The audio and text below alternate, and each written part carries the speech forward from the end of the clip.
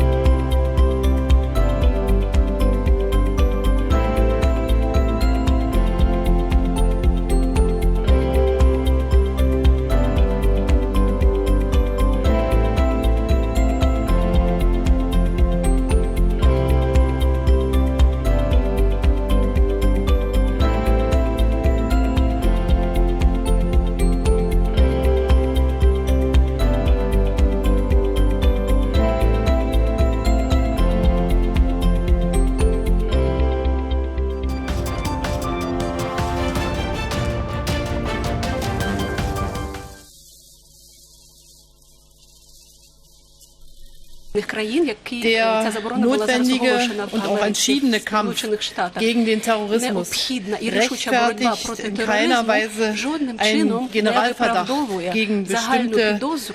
gegen Menschen bestimmten Glaubens, in diesem Falle gegen Menschen muslimischen Glaubens oder Menschen von einer bestimmten Herkunft. Das Vorgehen widerspricht nach meiner Auffassung dem Grundgedanken der internationalen Flüchtlingshilfe und der internationalen Kooperation.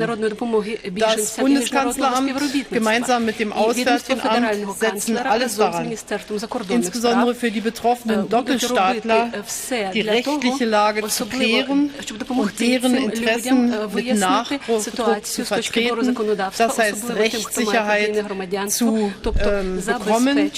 Und wir sind über diese gesamte Fragestellung natürlich auch mit unseren europäischen Partnern in engem Gespräch.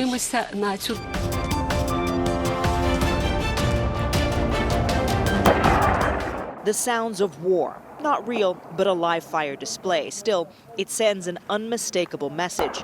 U.S. troops are prepared to go to battle for NATO allies threatened by the looming presence of Russia. It was Russia's invasion of Ukraine and illegal annexation of Crimea that is what caused all of this. The last American tank left Europe 3 years ago. We had this M1 tank, we had zero in Europe 3 years ago because we saw Russia, we all hoped that Russia was going to be our partner. And so we sent everything home. And so we had to bring it back because of Russia's invasion of Ukraine. The colors of the U.S. 3rd Armored Brigade, 4th Infantry Division, are now unfurled in Poland, the start of the biggest deployment of U.S. forces since the Cold War.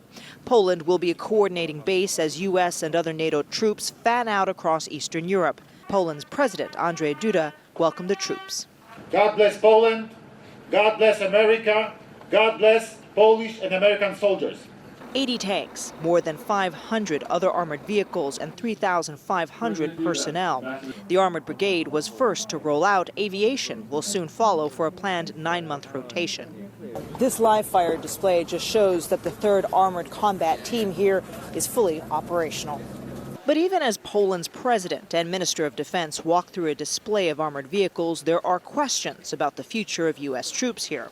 Russia has already declared the deployment a threat, and may be hoping President Putin's improved relationship with freshly inaugurated U.S. President Donald Trump will roll back the deployment. President Trump has insisted that he, quote, feels very strongly towards Europe's security, while simultaneously dismissing NATO as, quote, obsolete. For now, U.S. troops are focused on training side by side with their Polish allies. It's a dramatic change after the 3rd Armored Brigade spent the last decade focused on the Middle East. The sandy colors of the armored vehicles will now be painted a new forest green to match the European landscape. But also, it's a new state of mind for troops, explains a commanding general of U.S. Army Europe, Lieutenant General Ben Hodges. This is about readiness. Deterrence, you have to have a capability, you have to demonstrate the capability, and we have to have a fight tonight mentality. We don't expect that there's ever going to be an attack, but the best way to make sure that there's not an attack is to demonstrate that we are ready. Our equipment's ready, soldiers are ready. Right now, for U.S. troops and their NATO allies, the best offense is a good defense.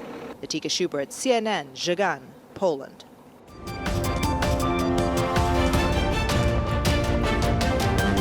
Dalal and her husband Yazidis were in Sinjar when ISIS stormed through the area on a killing and kidnapping rampage. They barely escaped. For them, that was the end of any notion that they could build a future in Iraq. Dalal is not her real name, but she is afraid that by speaking out, she might ruin whatever chance remains to reach the United States, despite it being the land of free speech. My dream was to go to America because it's the strongest country in the world. We feel that it's safe. It's the safest country. It has the strongest human rights. And this is the protection of the nation from foreign terrorist entry.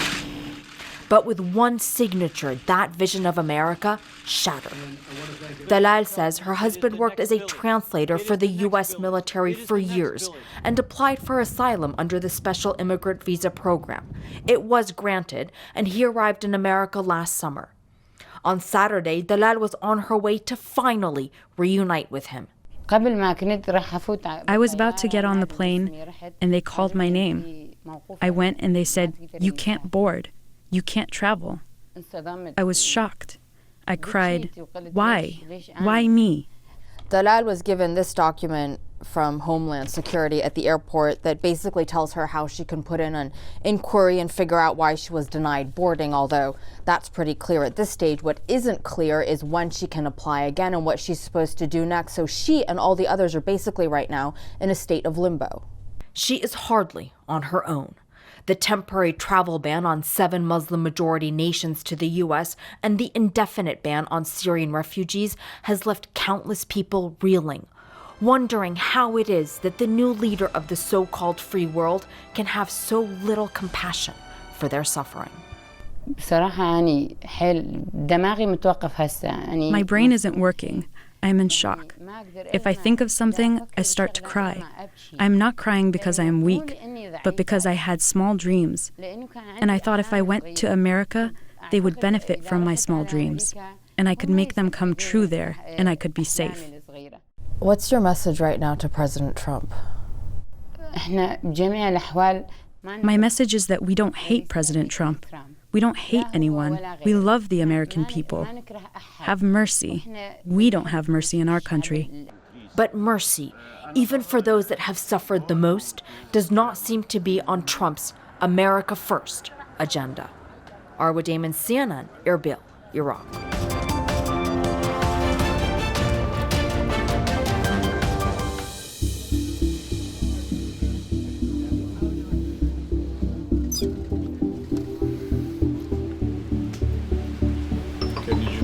Right. I'm right up against the window, so.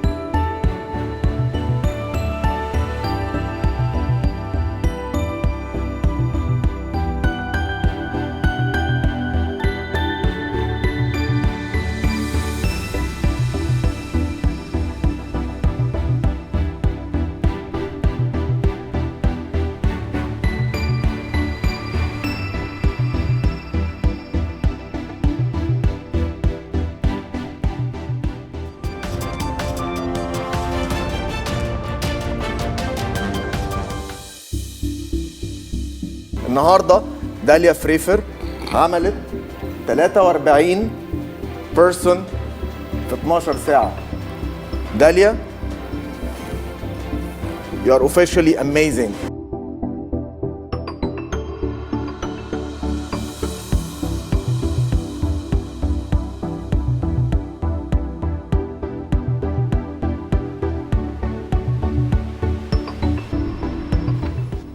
أتمنى نجاح اليوم لكل إنسان بلبنان.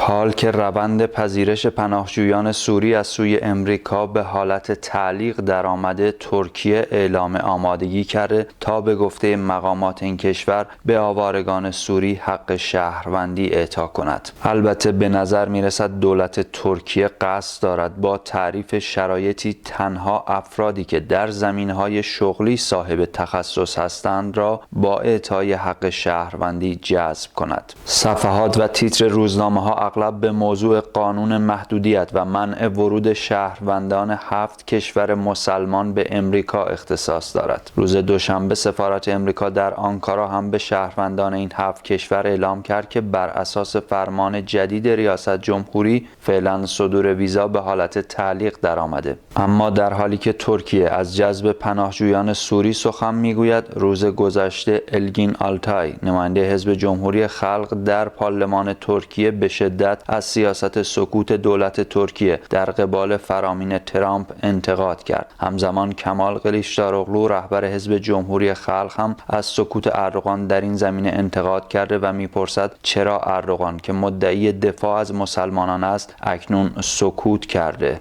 اما روز سه‌شنبه نومان کورتولموش معاون نخست وزیر به نوعی از اتفاقات اخیر در امریکا انتقاد کرد. او این تصمیم را یک تصمیم آزاردهنده نامید. کورتولموش گفت این سیاست تبعیض نژادی در میان یک ملت را گسترش می‌دهد و امیدوارم که امریکا این تصمیم را تغییر دهد. آنگلا مرکل روز پنجشنبه به ترکیه سفر خواهد کرد. حالا به نظر می‌رسد با توجه به حساسیت تحولات منطقه، آنکارا این روزها به چهارراه دیپلماسی غرب تبدیل شده. به نظر می‌رسد موضوع قرارداد استرداد مهاجران غیرقانونی دغدغه مهمی برای خانم مرکل هست که میل دارد آن را با مقامات ترک در میان بگذارد. از سوی دیگر آنگلا مرکل با رهبران احزاب مخالف در ترکیه هم دیدار می‌کند و البته وضعیت حقوق بشر در ترکیه که به ویژه این اواخر موجب سری روابط ترکیه و اتحادیه اروپا شده، موضوعی است که باید دید خانم مرکل چطور با آن کنار خواهد آمد. یقینا از همین الان کمال کلیچداروغلو رهبر حزب مخالف خودش را برای گفتن حرفهای مهمی آماده کرده. آنطور که روزنامه گونش هم با تیتر درشت میپرسد چه اتفاقی میافتد وقتی مرکل بیاید. از سوی دیگر اوایل ماه مارس آقای اردوغان به دیدار ولادیمیر پوتین در مسکو خواهد رفت، جایی که به نظر میرسد حالا ترکیه بیشتر نگاهش به آنجاست. شرکت در نشست شورای عالی همکاری ترکیه و روسیه که آخرین نوع از این نشست سال 2014 برگزار شد. ترکیه میل دارد در شرایط کنونی تنگنای اقتصادی روزها مرهمی بر این زخم باشند. روز گذشته روزنامه سبا ترکیه وعده داد در سال جدید 5 میلیون گردشگر روسی به ترکیه خواهند آمد. سخنگوی حزب کردی HDP و 2 نماینده پارلمان این حزب روز گذشته از سوی پلیس ترکیه بازداشت شدند. طی 2 ماه اخیر بیش از 10 تن از رهبران و اعضای این حزب به اتهام همکاری با PKK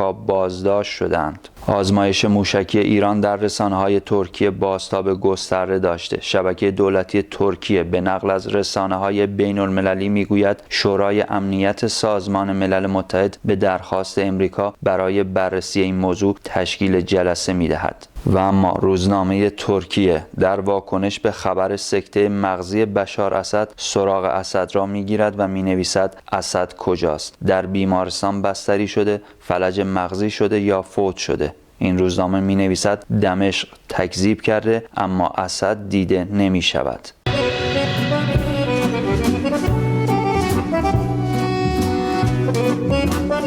Thank you.